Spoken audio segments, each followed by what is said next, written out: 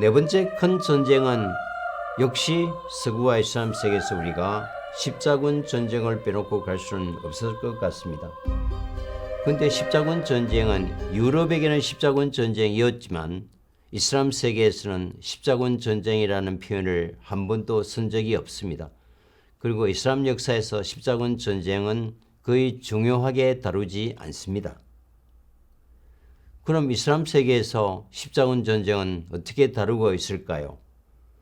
인류 역사상 가장 잔혹하고 비종교적이며 반인륜적인 야만 전쟁으로 규정합니다. 최근에는 아랍인의 눈으로 본 십자군 전쟁이라는 책도 우리말로 번역되어 있습니다만은 하나의 전쟁이 이런 보는 관점에 따라서 너무 다를 수 있다는 겁니다. 200년 동안 이슬람 세계와 지금 아나톨리아 반도인 소아시아 반도를 피로 물들였던 비극적 사건이 십자군 전쟁입니다. 그런데 십자군 전쟁이라는 게 뭘까요? 여러분 상식적으로 아시다시피 이슬람 군대인 셀죽 터키가 소위 말하는 성전 예루살렘을 점령하고 기독교 순례객들을 방해하거나 또 이 통행료를 너무나 비싸게 받으면서 이제 순례 제한을 가하니까 이 예루살렘을 기독교 성지로 되찾자 하는 어떤 교황 우르바네스 2세의 호소에 따라서 군대가 결성돼서 예루살렘을 되찾자라고 시작됐던 전쟁이 십자군 전쟁입니다. 그 당시 교황 우르바누스 2세는 그 당시 왕권보다도 막강한 교황권을 하려고 혈안이 되어 있었고, 그러기 위해서는 기독교의 또 한 뿌리는 또 정치적 중심제이고 풍요로운 땅인 동로마 제국의 동로마 교회를 이게 로마 카톨릭으로 끌어들이고 싶어 합니다. 그래서 비잔틴 황제 알렉시오스로부터 셀죽 터키의 위협으로 이 동로마 제국이 굉장히 어려운 지경에 있다라는 도움 요청을 받고 그 핑계로 십자군 전쟁을 선포하게 됩니다.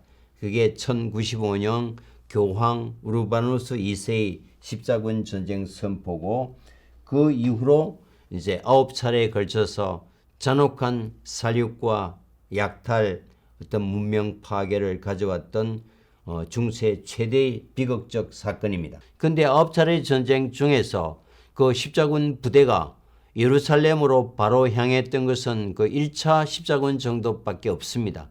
나머지는 다 기독교 세계관의 약탈과 침략 전쟁이었고, 또 일부 이슬람이 지배하고 있던 소아시아 예루살렘과 상관없는 지역의 어떤 재산 약탈과 인명살상을 가져왔던 비극적 전쟁이라고 얘기할 수 있겠습니다. 1차 십자군 전쟁도 예루살렘을 진격했습니다. 근데 예루살렘 그 성 안에는 그동안 상당수의 무슬림과 소수의 유대인들이 함께 평화롭게 공존하면서 살고 있었습니다. 예루살렘이 점령되면서 십자군 정당들이 성 안에 있는 사람들을 모조리 도륙, 살육하게 되는 중세 최대의 참극을 만들어냅니다. 이게 이제 집단 살육의 하나의 시작입니다. 그래서 이런 집단 살육일 종교가 다르다고 어떤 침략과 약탈의 목적으로 예루살렘을 탈환했던 이것을 우리가 성스러운 전쟁 크루세이드라고 부르는 것은 어떤 문명에 대한 수치라고 생각합니다. 예루살렘에서 아랍인들의 기록에 하면 7만 명을 학살했다고 합니다. 물론 정확한 숫자를 우리가 확인하기는 어렵지만 지금도 7만 명이라는 것은 큰 도시입니다. 그 당시에 끔찍한 대학살이 일어났던 것을 알 수 있고요. 이 사람의 표현에 의하면 화형이나 수장과 같은 신명재판으로 죄를 묻고 병을 악마의 소행으로 보는 무식쟁이, 비위생적이고 반문명인들이었다라고 당시 십자군을 묘사하고 있습니다. 그로부터 80여 년이 지난 1187년 그 유명한 아랍 장군 살라딘 장군이 예루살렘을 도로 빼앗습니다. 1187년의 일입니다. 그러니까 그 이전 1차 십자군 전쟁 때 이제 이 사람들이 행했던 그걸 기억하고 있었기 때문에 살라딘이 다시 빼앗았을 때 모두가 생명을 포기하고 죽음을 당연히 기대하고 있었습니다. 그때 살라딘이 특별 명령에 의해서 성 안에 있던 무관 민간인들을 한 명도 다치지 않게 하라. 그리고 일정한 세금을 내는 조건으로 우리 시민이 되든지 또 일정한 수수료를 내고 떠나고 싶은 사람들은 성 안을 떠나도록 선택권을 줍니다. 그래서 많은 사람들이 이게 그냥 레토릭으로 하는 거고 언젠가는 돈 다 뺏고 재산을 약탈하고 우리의 삶을 앗아갈 것이라고 삶을 포기한 상태에서 이 살라딘 장군이 베풀어줬던 어떤 관용, 소수민족에 대한 보호, 여기서 감화돼서 지금은 오히려 살라딘 장군은 이슬람 역사에서보다도 유럽 역사에서 더 훌륭한 인물로 존경받고 평가받는 아이러니를 우리가 지금도 목격하고 있습니다. 3차 십자군 전쟁은 여러분 들어보셨던 사자 시망과의 전쟁입니다. 사자 시망은 사자 심장을 가졌던 왕, 별명이 그렇습니다. 리처드가 유럽 연합군을 결성해서 이제 그 예루살렘 성 앞에 도착합니다. 그때 그 성을 지키고 있던 사람들이 유명한 살라딘 장군입니다. 서로 전투를 하다 보니까 적장이 기진맥진했고 예루살렘 성안까지 올 때까지 나무노한 옷에 신발도 제대로 입지 않고 찢어진 옷에 말도 하나 없이 좀 거지 차림으로 전쟁하니까 너무 안 됐던 겁니다. 그래서 살라딘이 깨끗한 물과 음식, 그 다음에 왕이 입을 수 있는 옷과 백마 두 피를 보내면서 의관을 정제하고 좀 먹고 나서 정신 차리고 말을 타고 정말 군주답게 지도자답게 멋있게 싸우자. 그래서 결국 이런 관용에 감업해서 3차 십자군 전쟁은 큰 마찰 없이 평화롭게 잘 해결되는 것이 이제 3차 십자군 전쟁입니다. 저도 이 살라딘을 처음에 공부하면서 굉장히 깊은 감명을 받아서 이 살라딘의 묘가 시리아의 수도 다마스쿠스 한복판에 있습니다. 그게 우마이야 모스크라는 세계에서 가장 아름다운 모스크 중에 하나, 유네스코 세계문화유산으로 지정되어 있는 그 디켄에 살라딘의 묘가 있다고 찾아갔는데요. 그 당시 간판도 제대로 찾을 수 없었고 장식도 없는 굉장히 초라한 단순한 묘당이었습니다.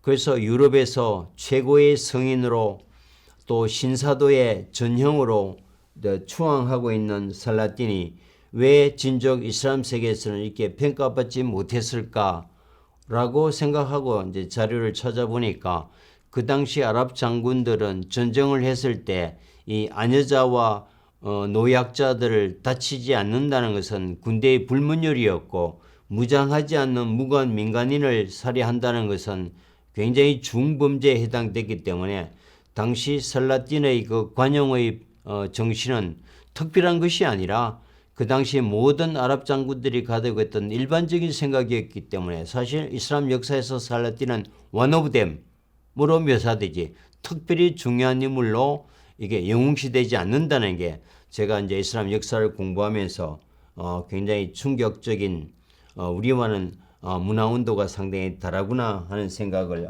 갖게 됐습니다. 4차 십자군 전쟁은 1204년인데요. 바로 같은 기독교 국가인 비잔틴 제국의 동로마 제국을 공격해서 초토화시켜 버립니다. 동로마 제국의 수도였던 콘스탄티노플 공격에서 그리스 정교의 상징인 성 소피아 성당을 약탈하고 모든 성물과 기물을 다 빼가고 심지어 수녀들을 급탈하면서 성당을 쓰레기장으로 심지어는 매춘굴로 만드는 인류 역사에서 다시는 진리를 찾아볼 수 없는 끔찍한 반문명적 행태를 벌이게 됩니다. 이것이 십자군 전쟁입니다. 이 범죄에 대해서 2000년 대희년을 맞아서 교황 바오로 2세가 정말 그리스를 방문해서 무릎 꿇고 십자군이 예루살렘에서 행한 약탈과 또 콘스탄티노플에 대한 문명의 치욕에 대해서 정중히 사과했습니다. 이게 우리가 교황님의 어떤 위대한 지도력이라고 봅니다. 그래서 24군 전쟁은 지금까지 정복 루트가 지도에서 보시다시피 1차에서부터 7차까지가 잘 알려져 있고, 이걸 보면 예루살렘으로 향하는 방향은 그렇게 많지 않았다는 것을 우리가 잘 알 수 있습니다. 십자군 전쟁에 대해서는 유럽의 기록뿐만 아니라 전쟁 당사자인 아랍의 기록이 비교적 상세하게 잘 남아 있습니다. 이게 특히 최근에 아민 말루프라는 아랍 작가가 쓴 아랍인의 눈으로 본 십자군 전쟁이라는 책을 보면, 그 당시 유럽의 십자군들의 구성은 기사나 농민들, 불량배, 또 이락 천금을 노리고 몰려든 잡단 군대로 묘사했고, 유럽에서 예루살렘에 올 때까지 모든 길목에서 방화, 약탈, 학살을 저질렀다 그러고, 특히 아랍인의 눈으로 본 십자군 전쟁의 책에서 충격적인 것은 바로 시리아에 있는 마라 마을에서 십자군들의 식인 풍습을 기록하고 있는데, 이것이 아랍인들에게 큰 충격을 줬고, 이 사건 이후에 중세 1000년 이상까지 아랍인들이 유럽인들을 어떤 야만, 미개, 비문명적 대상으로 봤던 편견의 원천이 됩니다. 지금은 정반대죠. 오히려 유럽 사람들이 이 아랍인들을 좀 미개, 야만, 전근대적으로 보는데, 1000년 전 이슬람 문화가 번성하고 있을 때는 오히려 이슬람 아랍 사람들이 유럽인들을 바라보는 인식이 지금과 굉장히 비슷했다. 역사의 아이러니 있는 것 같습니다. 따라서 십자군은 영어로 크루세이더, 성스러운 전쟁으로 우리가 영어에서 표현하지만, 이 강의를 듣고 난 이후부터는 우리가 십자군 전쟁을 더 이상 성스러운 전쟁으로 표현하기는 어려울 것 같습니다.